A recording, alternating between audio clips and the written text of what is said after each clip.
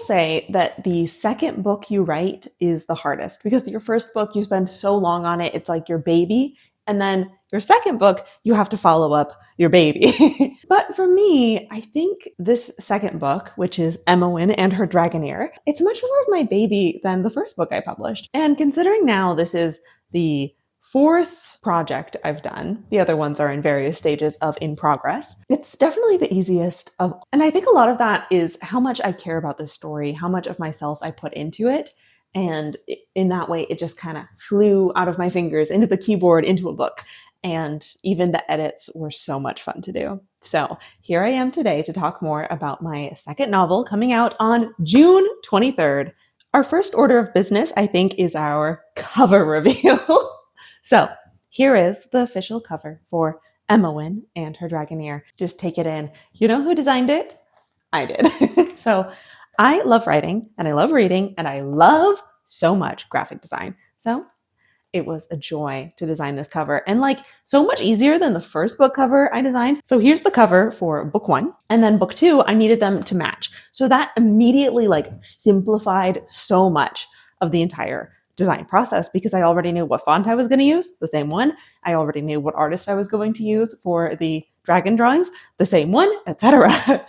And I also knew that I wanted it to be pink and use the same shade of pink that was on the first cover. It was all the fun parts of graphic design where I get to do fun fiddly bits. Here's various in progress that I did, trying out different color schemes, trying out different arrangements, really tinkering with things without the difficult part of having to like search for a lot of details of like picking things, like picking fonts and picking designers and etc. So I'm so happy with how the cover turned out.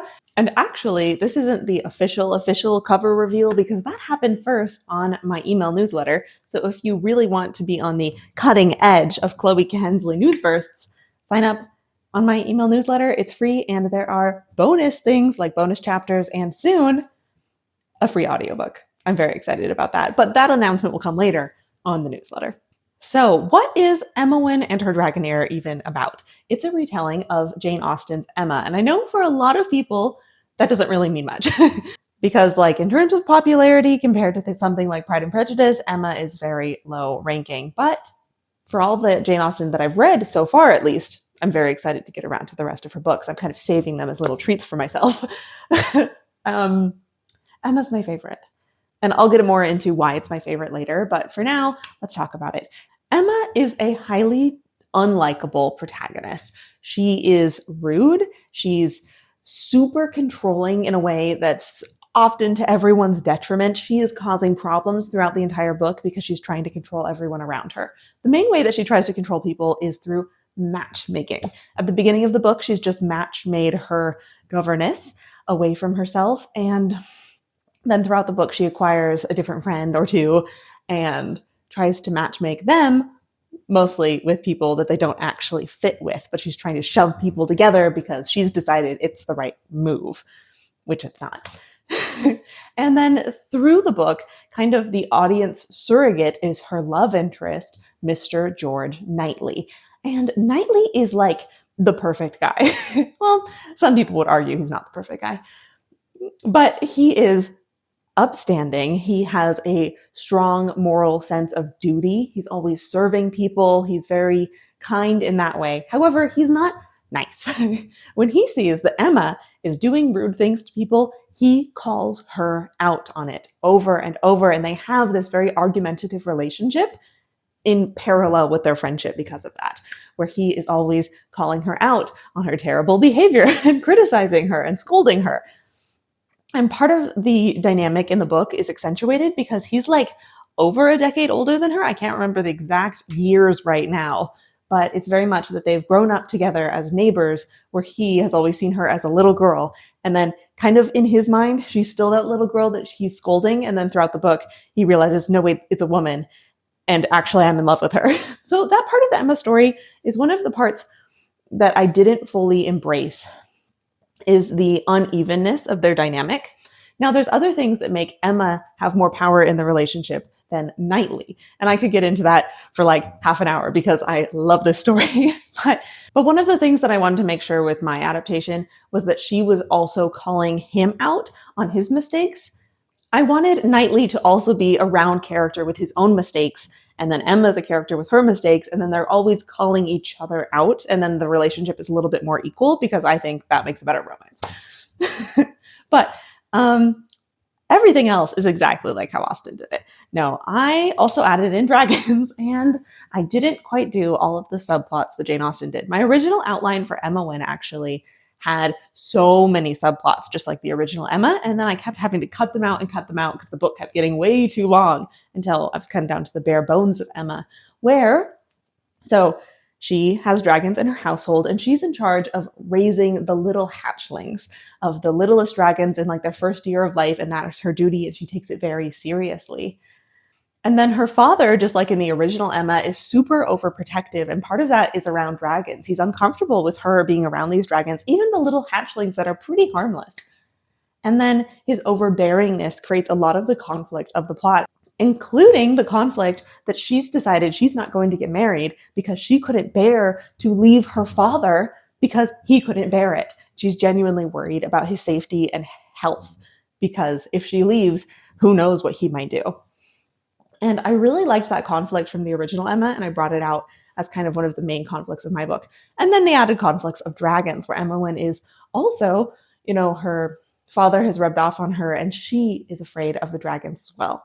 So then her character arc in the center of it is both overcoming her fear of dragons, and there's a lot of fun dragony action scenes associated with that, which was a lot of fun to write.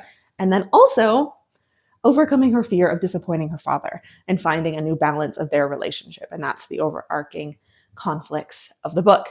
And then, of course, there's the more Emma-y subplots where she gets a new friend who is a woman down on her luck who desperately needs Emma Wynne to match-make her a husband. So in the original Emma story, this is a character named Harriet Smith.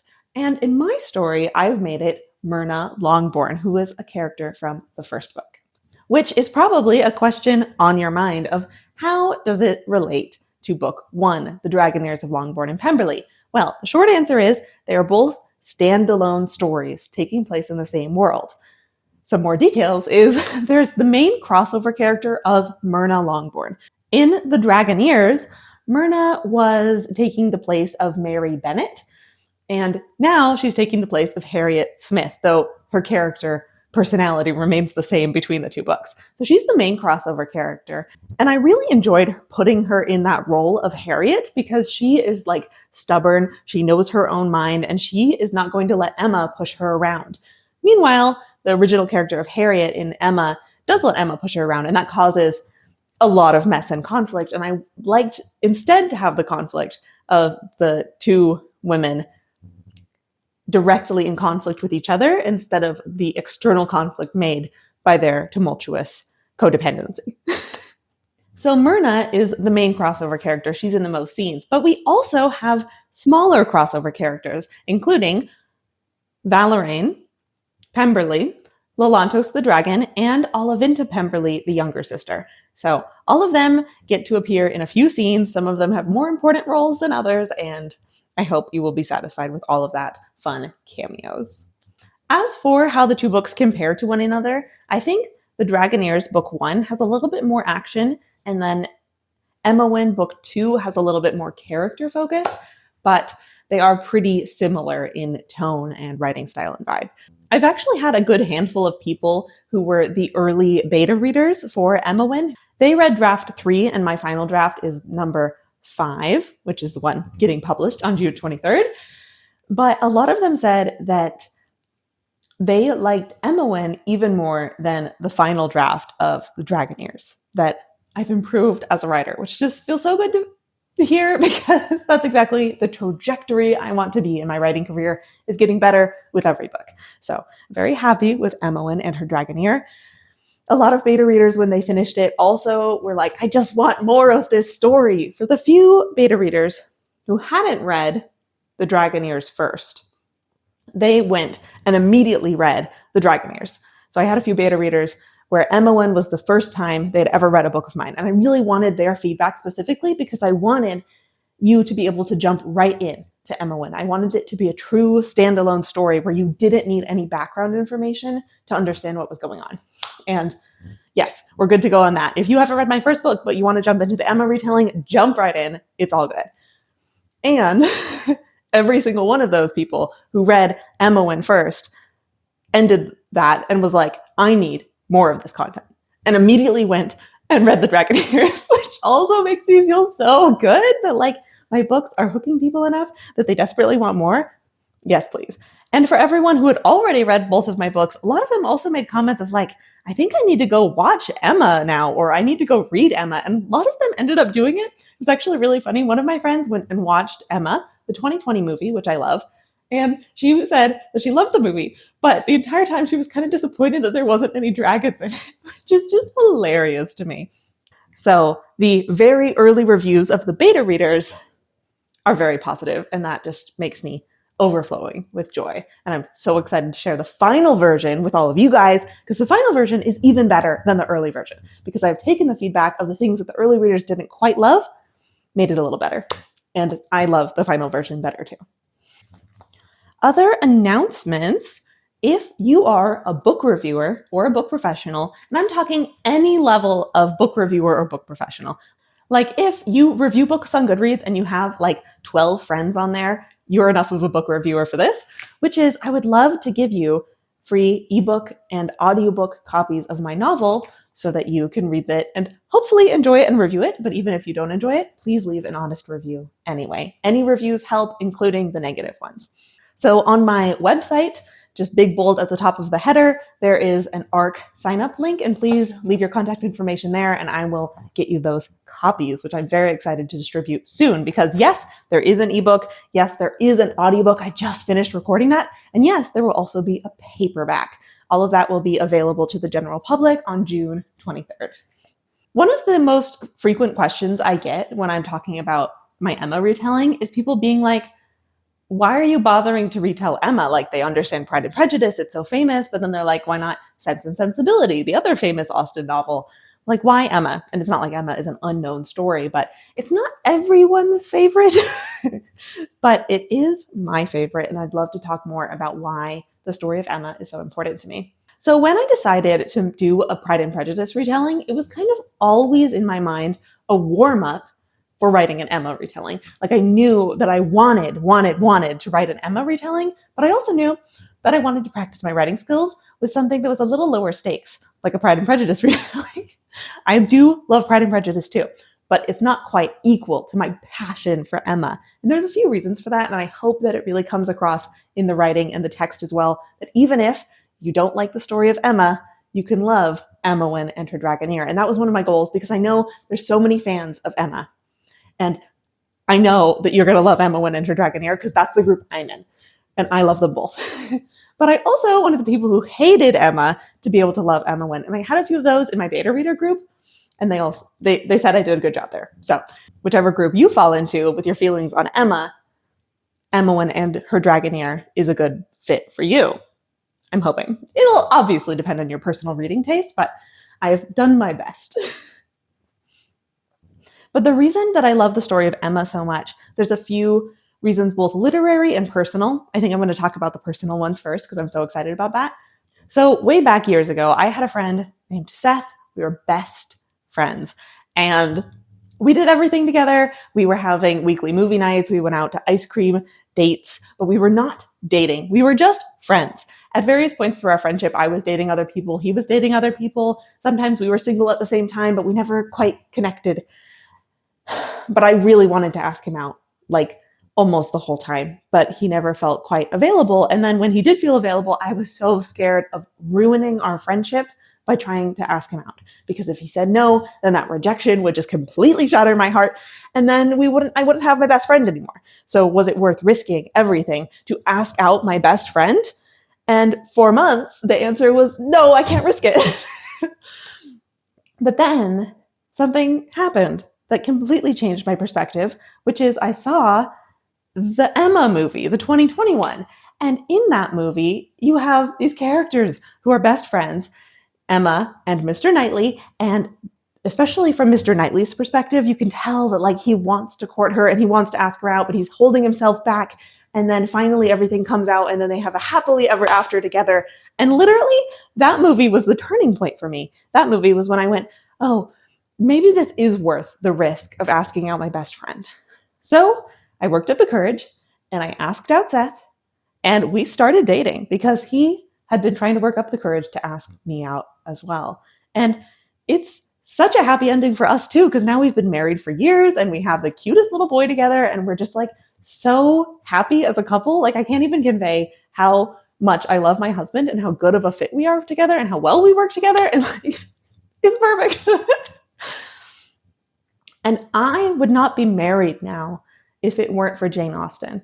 I don't think I would be as overwhelmingly happy with my life right now as I am if it wasn't for Jane Austen and her stories of Emma. And I love the book so much as well. And I could talk about that for hours, how much I love the different facets of her novel. But it always comes down to that personal kernel for me, that like my own story mirrors the story of Emma in different ways. That my own story is my own friends to lovers arc. And so now I really connect to friends to lovers books. I see all the angst and the feelings there and I relate too closely. And then when I'm writing my own book, Emma Wynne and Her Dragoneer, I try to put all of that into the book, all of those feelings. So why is Emma my favorite? Asterisk, I haven't read all of the Austen yet, but why is Emma my favorite Austen?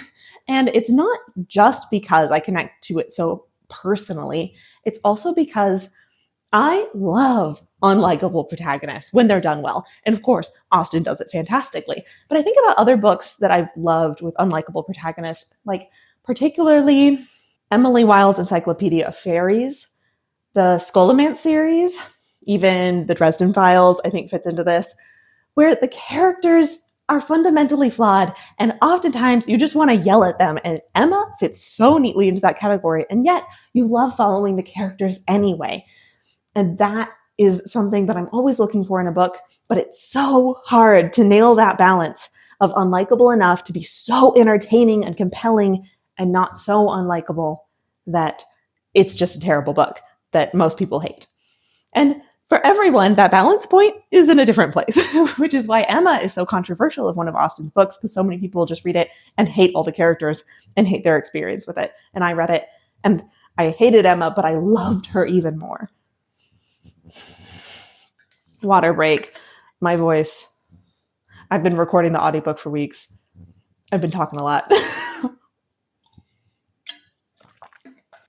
One of the reasons that I think Emma's unlikability works so well in Austen's novel is because at its heart, it's more of a comedy than it is a romance. Like it's kind of rom-com put together, but it definitely leans more towards the comedic, ridiculous side of things than the dramatic, romantic side of things in Emma.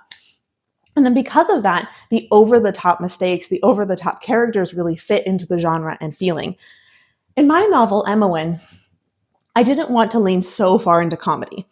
I wanted to lean a little bit more toward romantic drama. So then because of that, I decided that I did need to make my Emma, Emma Wynne, a smidge more likable. I needed to turn that dial a little bit more towards likability because we were coming a little bit out of the absurdism of the original Emma. But that's really hard because I wanted to preserve the soul of the unlikability of a protagonist. I really wanted her to genuinely be terrible in a lot of ways, but also be likable. How do you do that? Austen balanced it one way. The way that I decided to balance it, I took a lot of inspiration from a book that I highly recommend called The Grand Sophie, where you have a character who's controlling and overbearing like Emma, but she's so likable. And one of the reasons that she's so likable is because all of her shenanigans result in people's lives being better instead of resulting in people's lives being worse, like in Emma. So in my book, I tried to have a balance between those two. Sometimes the shenanigans do result in disaster, and that creates very fun drama and conflict of the book. And sometimes her shenanigans genuinely help people, even though she's being terrible while she does it. And also always keeping her intentions of she does want to help people, and that is what is at the heart of her character. So she has good intentions, and sometimes she has good results. And as a result, Emma Wynne is a little bit more likable than the original Emma. And I'm really happy with the balance that I found, where I feel like I still have the heart of the character of Emma Woodhouse while making it a little bit more fun to read in a drama romantic setting. And for what it's worth, all of my early readers by the end of Emma Wynne did love the protagonist. So it's not just me that has that opinion. But I'm very excited to see your guys' opinions. Not that I'll be reading any negative reviews. Like, go ahead and do all the negative reviews you want, because I avoid those like the plague. Sometimes I will go filter for like only 5-star reviews. Or more often, my husband will look at it and he'll show me a good one. But I'm not looking at any reviews lower than 5 stars. Just for my own sanity and for your guys' freedom and privacy. Like, you don't have to worry about our relationship getting damaged by your negative review. Like, I don't care. Go ahead, because I'm not going to see it anyway. I have one more thing on my outline list, which is, what am I working on next? Well, in the Dragoneers of Canella series, I'm working on a persuasion retelling. Actually, at the end of Emma Wynne, there's a pretty big teaser of what's going to be the plot of the persuasion retelling, which I'm very excited about. I'm starting to outline that right now. I'm also in the middle of a project, which is a Sherlock Holmes-inspired modern-day paranormal romancy mystery detective series. I'm actually writing 2 novellas. They're going to be called However Improbable and Must Be True. And it's a story of a Sherlock Holmesian woman named Ingrid Holmes who solves murders, etc. She has a dark and traumatic past. And then she accidentally gets a demon familiar who's like our Watson character of the book. And then they go and solve mysteries together and then very, very slowly, very slow burn, fall in love. So I'm having a lot of fun with that. But I'm even more excited to write the persuasion retelling. So I think I'll probably put the persuasion retelling on the top of my priority list, and then the However Improbable duology, and just kind of pick up whatever one for my next draft that I'm currently feeling most inspired to write. So who knows which one's going to come out first? But we'll figure that out as we go throughout 2026, I'm sure. If you have any questions for me, I'd love to answer them. Please drop them down in the comments and we'll do a Q&A video, or I might just respond directly to your comment. Thank you so much for watching, and I hope your reading is fantastic.